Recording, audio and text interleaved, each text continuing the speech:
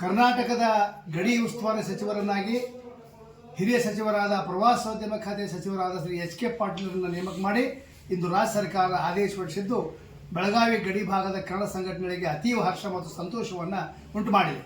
ಯಾಕಂದ್ರೆ ಗಡಿ ಉಸ್ತುವಾರಿ ಸಚಿವರನ್ನು ನೇಮಕ ಮಾಡಬೇಕು ಅಂತೇಳಿ ಕಳೆದ 2 ವರ್ಷಗಳಿಂದ ನಾವು ಒತ್ತಾಯಿಸ್ತಾ ಬಂದಿದ್ದೀವಿ. ಮಹಾರಾಷ್ಟ್ರ ಸರ್ಕಾರ ಗಡಿ ವಿವಾದ ಪ್ರಕರಣ ನೋಡಿಕೊಳ್ಳಾಗ 2 ಉಸ್ತುವಾರಿ ಸಚಿವರು ನೇಮಿಸಿತ್ತು.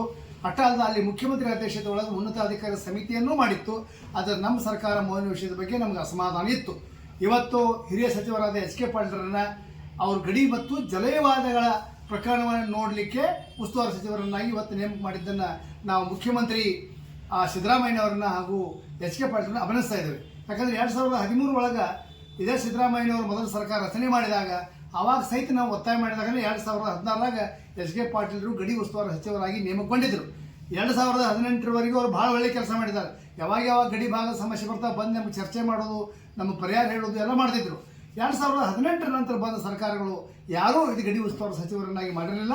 ಬೆಳಗಾವಿ ಜಿಲ್ಲಾ ಕನ್ನಡ ಸಂಘಟನೆ ಕ್ರಿಯಾ ಸಮಿತಿ ಹಾಗೂ ಇತರ ಸಂಘಟನೆಗಳು ಸತತವಾಗಿ ಒತ್ತಾಯ ಮಾಡ್ತಾ ಬಂದಾಗ ಇವತ್ತು ಮುಖ್ಯಮಂತ್ರಿಗಳು ಅವರು ನೇಮಕ ಮಾಡಿದ್ದು ನಮಗೆ ಅತಿ ಖುಷಿ ತಂದದ, ಸಂತೋಷ ತಂದದ.